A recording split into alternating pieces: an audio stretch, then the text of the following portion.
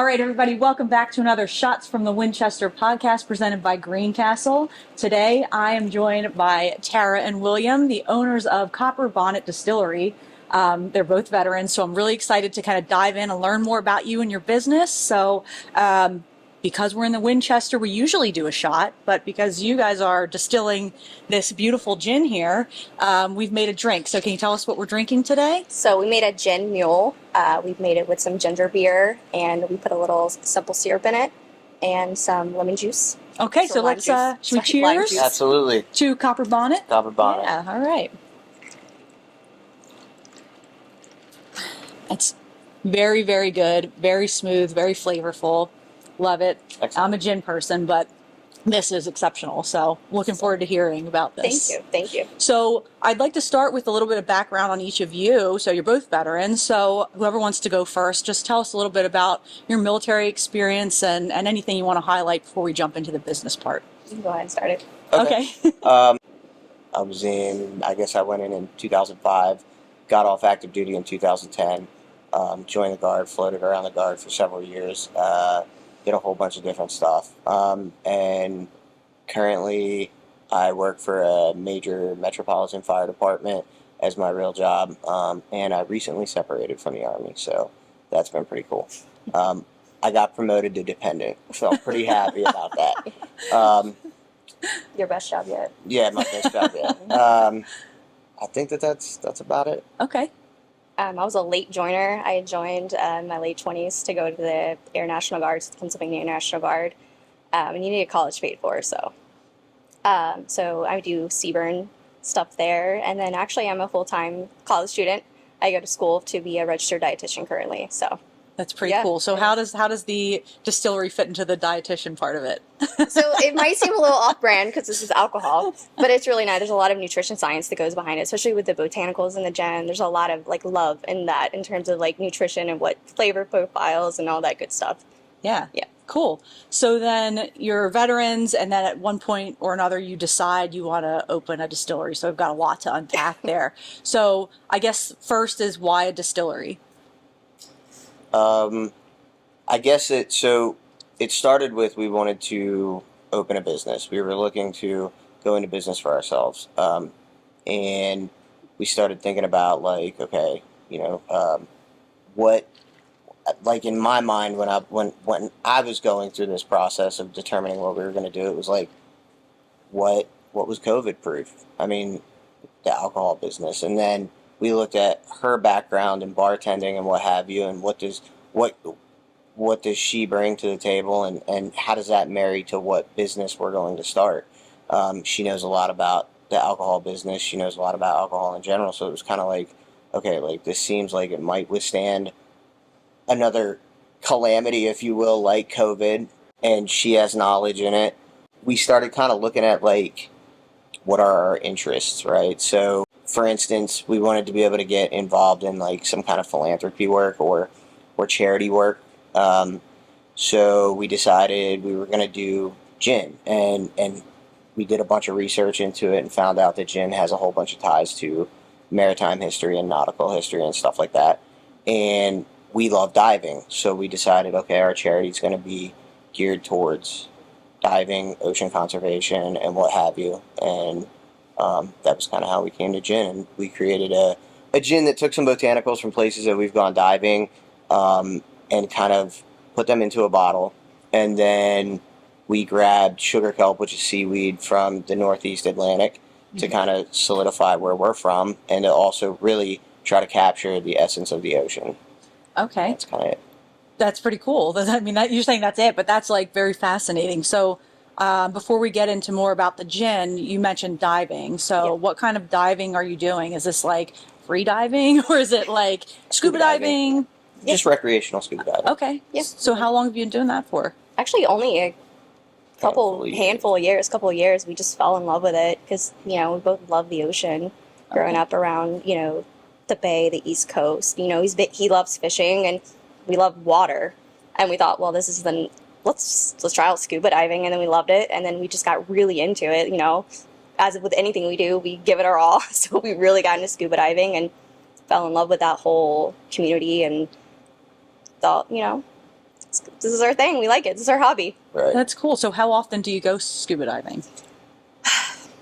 Not as much as we like. Yeah, to be completely honest with you, with all of our money wrapped up in starting this business right now, we don't go scuba diving at all anymore. But we once we get everything worked out with the distillery and everything's going smooth and we're making some money, we will get back involved in diving. But the charity that we work with right now is called the Coral Reef Alliance. We have a partnership with them, and we chose coral reef protection simply because that's largely where you do most of your diving.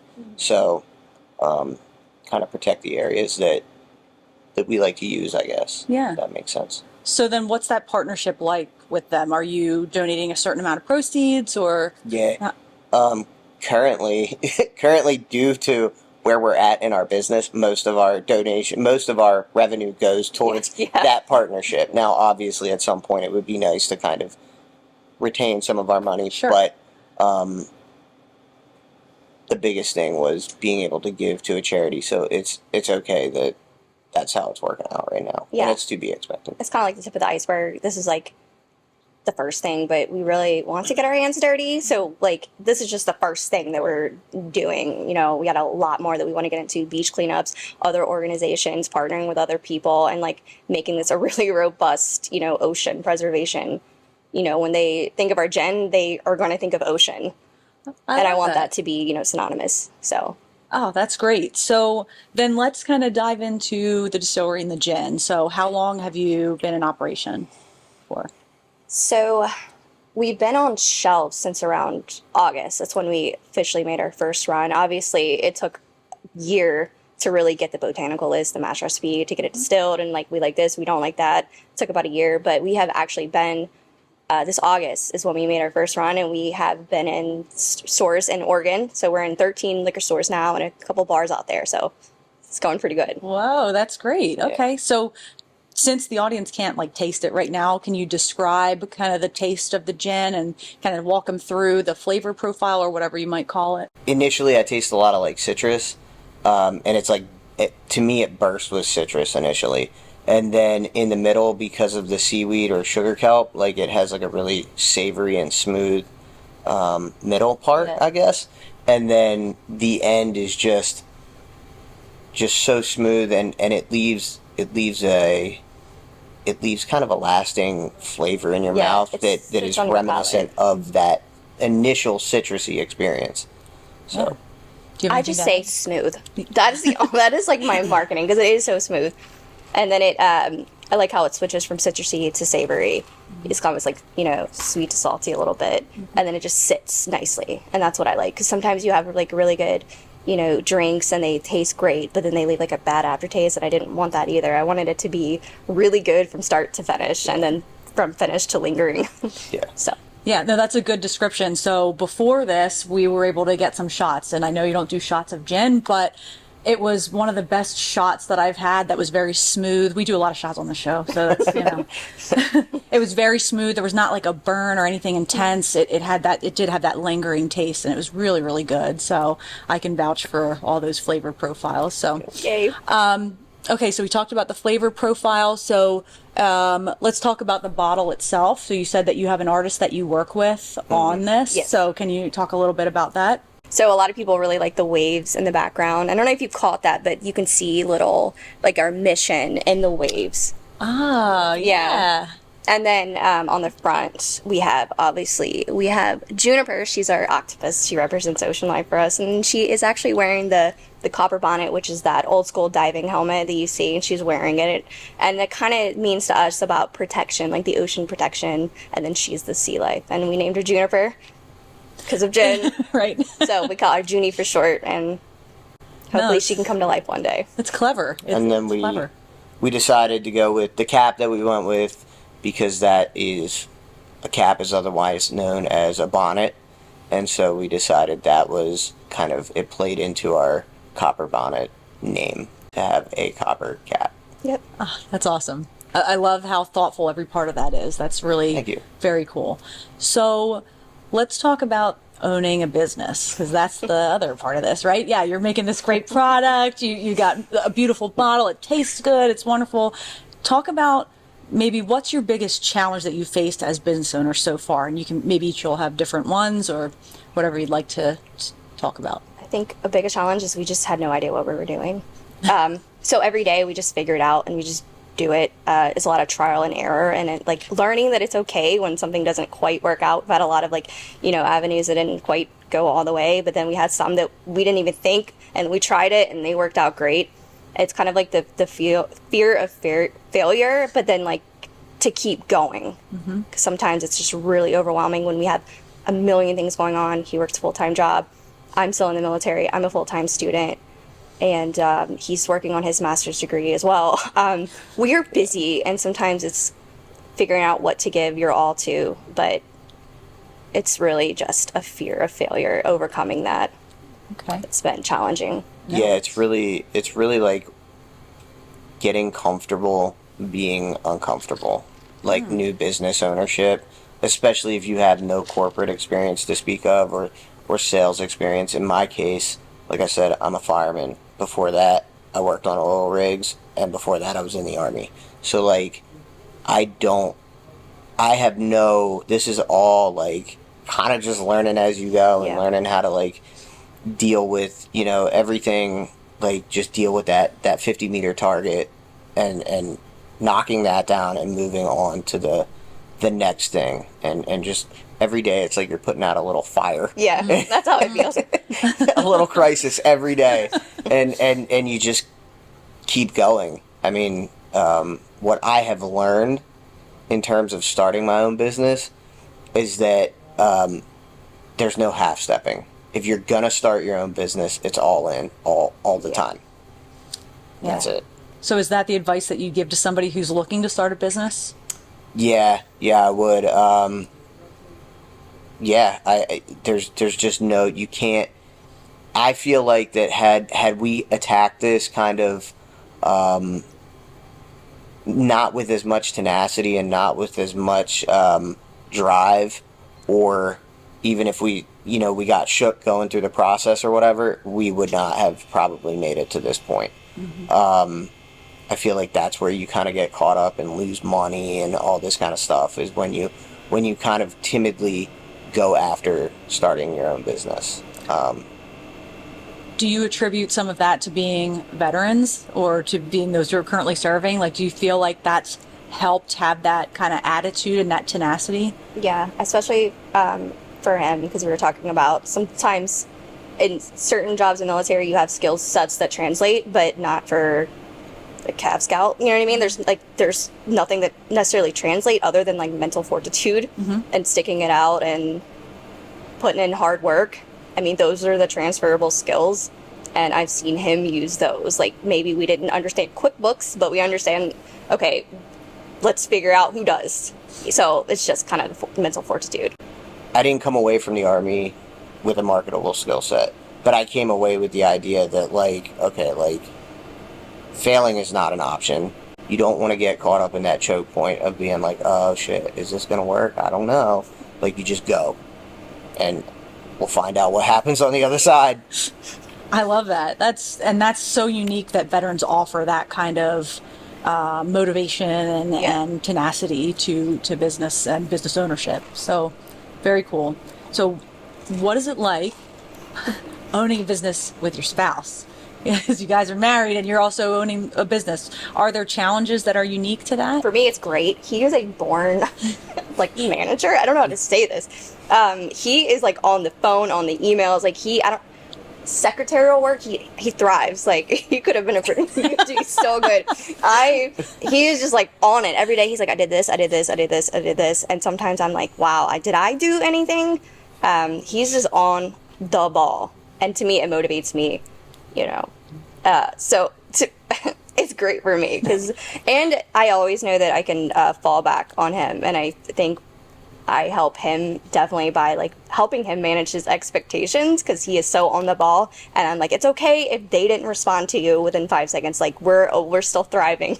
We still have a business. It's okay. And I think his drive and then my like ability to like put him in reality is a really good business combination. Yeah. Yeah, I like it. Like, I like working with my wife. I like being in business with my wife. It's good. Yeah, I have high expectations, and like when I reach out to somebody, I expect them to get back to me. That's just the way that it is. That's probably from the military too. And so when I deal with the civilian population and they're fucking around trying to get me answers, like, I don't like that shit. Yeah. But having my wife be able to be like, dude, you need to, like, calm it down a little bit. Like, you're acting a little wild right now. Like, that's cool. That works out. It helps me out tremendously. And I'm probably more of a pessimist, and she's more of an optimist. So, like, yeah, I'll be all bent up about some shit, and she'll be like, dude, like, we have a business. It's successful. Like, what is the fucking problem? And that helps me out.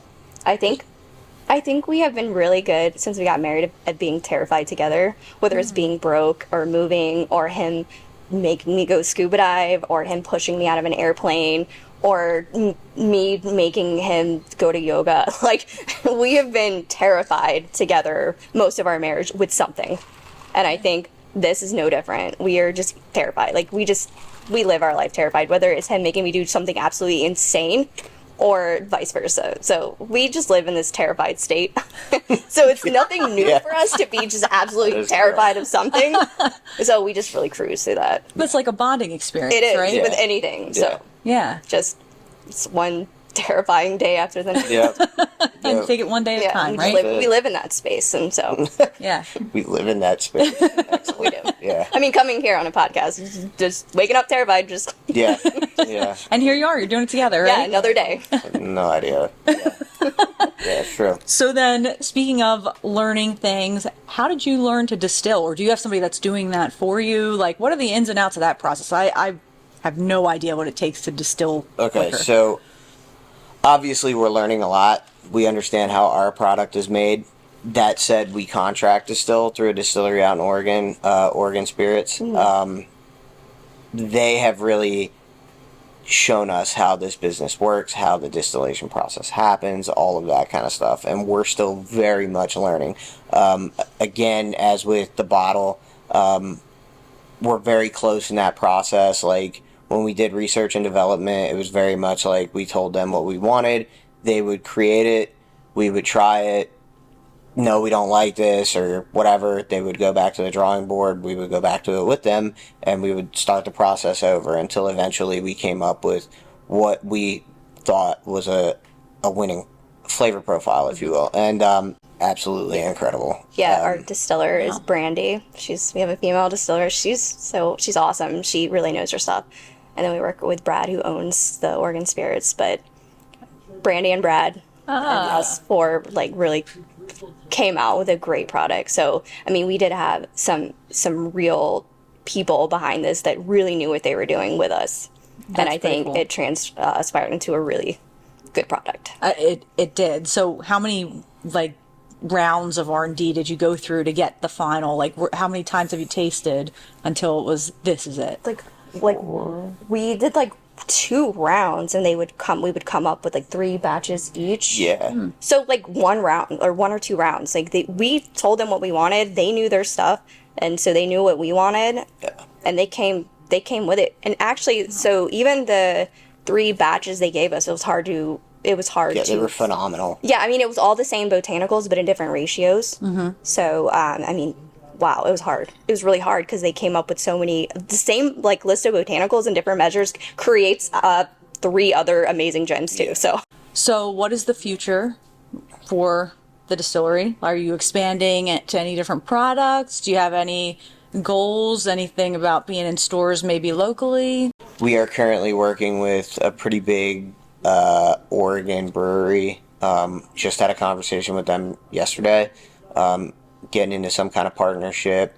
What that looks like, I don't know. All I know is that I hope that we get to go out to the West Coast and work with them for like beach cleanup and ocean cleanup and stuff like that. And so we're kind of working on that partnership. As far as making other products, I'm not sure. We've talked about this. And we can't really decide, because it's like, do you want to do one thing really, really well and be known for that one thing, or do you want to have multiple things and do them kind of okay, but address many markets, I guess. So I don't know. We are trying to get into the state of Pennsylvania right now. Diligently working on that. Yeah, it's just a lot of laws and stuff. Yeah, because every state is different. Pennsylvania loves a good liquor law. Yeah. But I think we're just really trying to get good at this one product. Yeah. You know, there is concern growing too fast too soon or doing too much too soon. We just really, I mean, we put a lot of love in that, so we want to show it the love that it deserves and, you know, take our time with it. I like the thoughtfulness to that. I think that makes sense. Yeah. You know?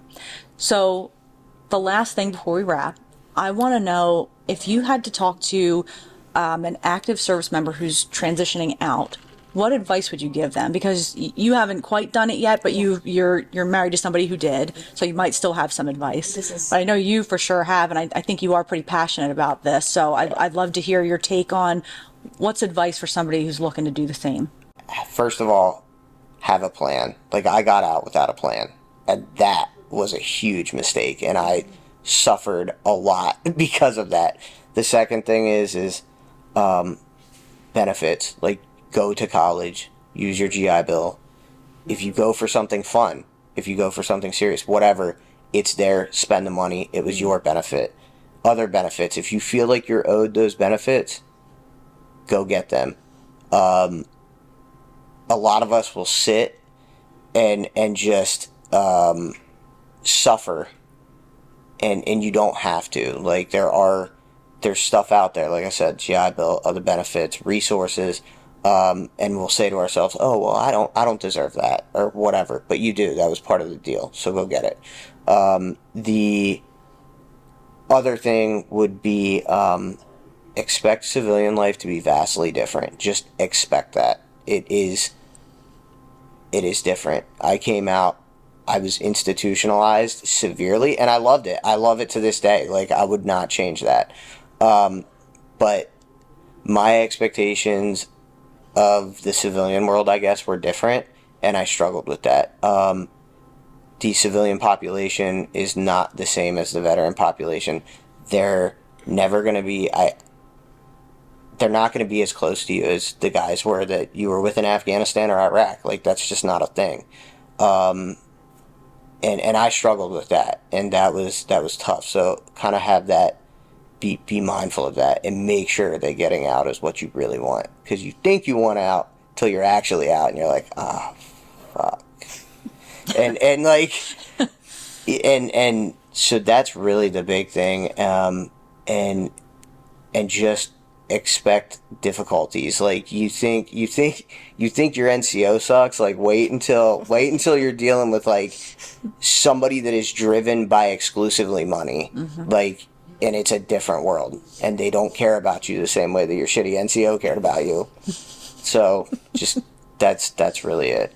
That's great advice. Yeah, thank you for that. Really, because we have a large veteran audience and a lot of veterans here, so that'll hit with that audience. Right. So thank you. So to wrap it up, do you want to plug your social? Like, can we find you on Instagram, Facebook? Like, where are you if somebody wants to follow? All of the above. We're on Instagram at Copper Bonnet Gin, and then Facebook, the same thing, Copper Bonnet Gin. And our website is copperbonnetdistillery.com. It's a beautiful website. Thank you. It really is. Thank you. Appreciate it. So please like and subscribe to our channel. We appreciate all the comments, interactions, and please follow Copper Bonnet Distillery on all their social channels and give them a like too. I know small businesses really appreciate that. Yeah. Like, that's the stuff that matters. So comment, like, share their stuff. Pop into the Winchester if you're in the area. We'll have some of their gin on in our bar, so you can have a drink made or whatever. Thank you so much for being here today. It's been wonderful, and look forward to seeing what you're doing next. Awesome. Thank you. Thank you.